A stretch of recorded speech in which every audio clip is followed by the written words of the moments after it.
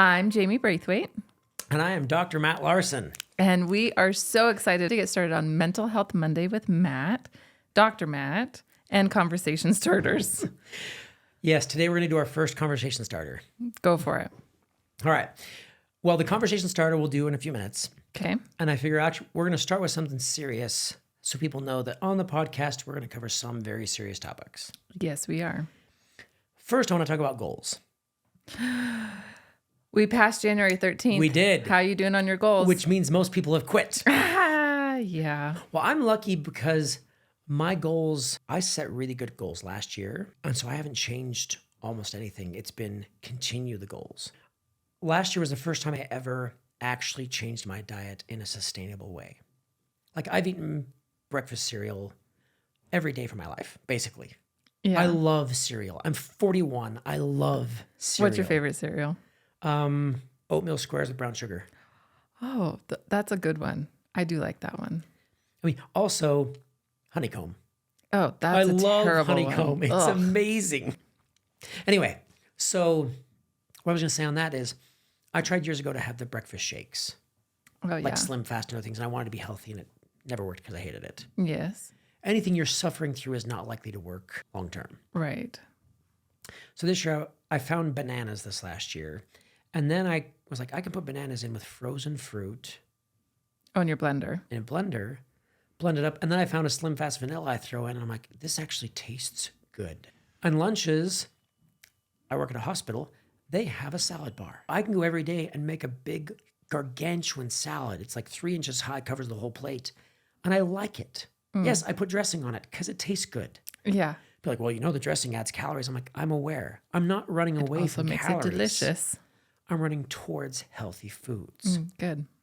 The calorie count can be high, but I'm like, I want whole fruits and vegetables in my diet. Yeah. Once I did that, the weight started coming off and I started feeling healthier and it was easier to exercise. So my real goals are keep eating the way I've been eating, keep exercising the way I've been exercising.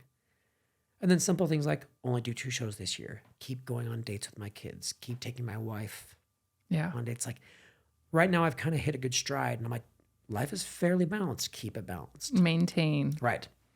Yeah. I'm in maintenance phase of, I've got goals of roles I want to play and money I want to save and stuff like that. But really I'm in maintenance phase and I'm loving it. Good. Good. So my advice for everyone else is, if you're like me the last 26 years before that, Yes. your goals have fallen by the wayside. So pick one goal you care about that you wish you hadn't quit and restart it poorly today. Whatever it is, figure out the least version of it you can do and just start that. One time, a long time ago, I was doing a thing. Anyways, they said instead of making the goal of going to the gym, make the goal of putting on your gym clothes and tying your shoes. Right. And that gets you a little bit closer to going to the gym. And maybe if you just made it to the mailbox, that's great. Right. You know? Right. So simplify maybe. Simplify. Yes, the end goal can be the same of exercise an hour a day for all the time. Yes. But first is do anything. Do more than you were doing before. Yeah. Yeah. One of my goals, which I've actually had for quite a few years, is to shower every morning. And I usually don't like to. I mean, everybody loves hanging out in their pajamas, especially when you don't have to like work outside your house. I work remotely, so like I just need the top half of my body to feel a little bit presentable. And my hair kind of looks like bedhead anyways, you know? Like it's just but I feel better after I shower. And I take short showers. I don't take super long showers, and I just do better. So there's my little tidbit. And I know one easy way to shower every day. If you sweat, you're likely to shower. That's true.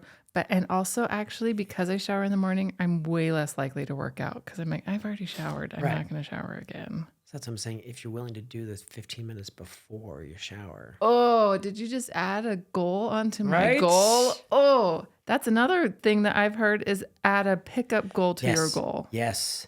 If you can piggyback goals. Yes. So, okay, I'm going to do it. I'm going to start. I have a rowing machine that holds a lot of great clothes.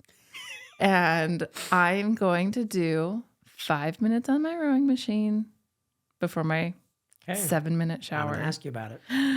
Okay. Find out if you've been rowing. Oh boy. I'm doing it. Okay. Starting today. Okay.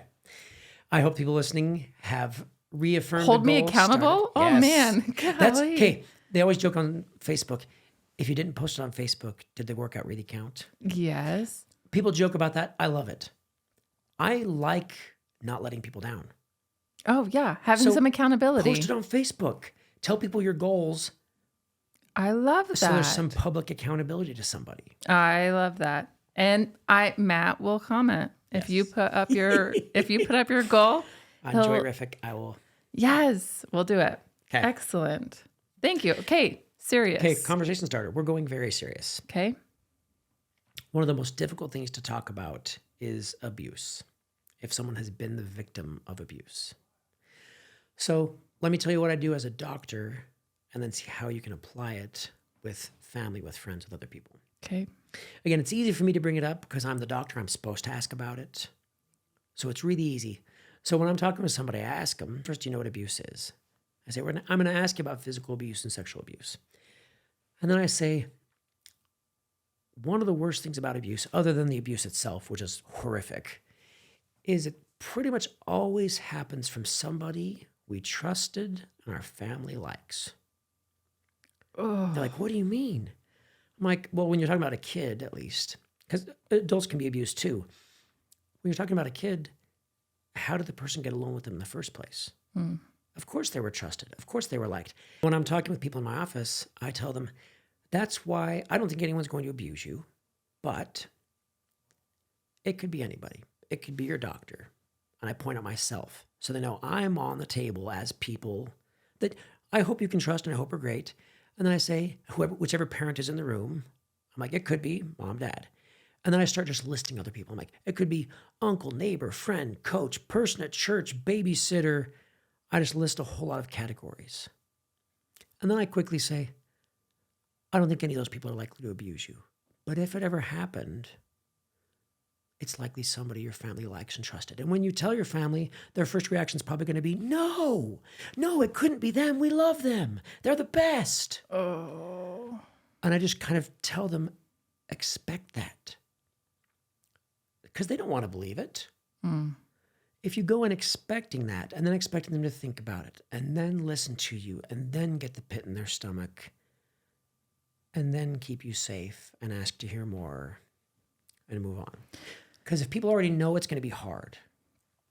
Okay, so let's like walk a parent through this. Right. So if they have a child, which a lot of parents do, or if Right. you're an uncle or an aunt listening or a teacher, or whoever it is, you're talking with a child and you're going to help them to recognize somebody that you as a safe adult recognizes another safe adult could be abusing you. Right. Or a peer could be abusing you. Right. So how do you get that child in that safe place to be able to do that? Because we're not in a doctor's office. Right. You have to show them that their answer doesn't change your opinion of them. You don't want them, like, let's say you suspect somebody. Okay. There isn't a right answer to the question. You're not going to keep poking until they tell you Okay. so-and-so abused me. And you're not telling them the answer has to be no. Kids can tell what their parents want the answer to be. Okay. It's like they say, you're not smoking pot, are you? They know what the correct answer is. The answer is no. Yes. Well, you haven't been abused by so-and-so, have you? They can tell instantly what the answer is supposed to be. The answer is supposed to be no. Okay. So you have to ask the question in a way that they don't feel like they're supposed to answer yes or no. Interesting. You're like, hey, I got worries and I never want to miss abuse if it's happening because I want to protect you. So I never want to assume it's happening, but I also don't want to be blind and miss it. So is anybody abusing you, hurting you, touching you, asking to see you, asking you to see them or touch them? Is anything like that happening? If so, I'm going to have a hard time with it, but I'll get over that and I'll help you. Well, and I think, and you pause there. I think pausing is a really big thing, which when we edit a podcast, it's hard to tell the pause, but pause, tell me more about pause. I'm sure you have opinions on pausing. Right. Pausing, you have to give people time to think and react, and you have to do it in a way that's not awkward. Like in my office, it's easy. I always keep a drink with me. It's almost always Diet Dr. Pepper. And I'll ask somebody a very difficult question, like, have you ever been a victim of abuse? And after I ask it, I don't sit there and stare at them. Okay. I say it, and then I turn, and I grab my Dr. Pepper, and I take a drink. I put it down, I lean again. I don't try to look like I don't care what the answer is, but I try to look like I'm a little busy while they think and give an answer. As a parent, it's easiest I want to say that's probably something you've practiced. a lot. I don't think it's something that naturally, like if you've never done it as a parent, I think you can be okay practicing doing that. Yes. So I tell parents, great conversations happen in cars when you're not looking at each other face to face. You're sitting next to or each on a other looking walk. somewhere else. On a walk, when you're not facing each other, but you're talking. That's good. Like one good game, again, most people don't have a pool table. But pool is an example of a great game for a conversation. Because you focus for a moment, do your shot, and then you pause for a second and chat. And then you play another moment. Like most bar games. It's a natural pausing. Have natural pauses in them so that conversation can happen, drinking can happen. It's the same thing with your kids. Don't go to the bar with your kids. Thank you. But if you can get things where there's turn taking, or if you need a moment of silence, you're focused on something else. So I love the Spot It game that we've created with JOYrific.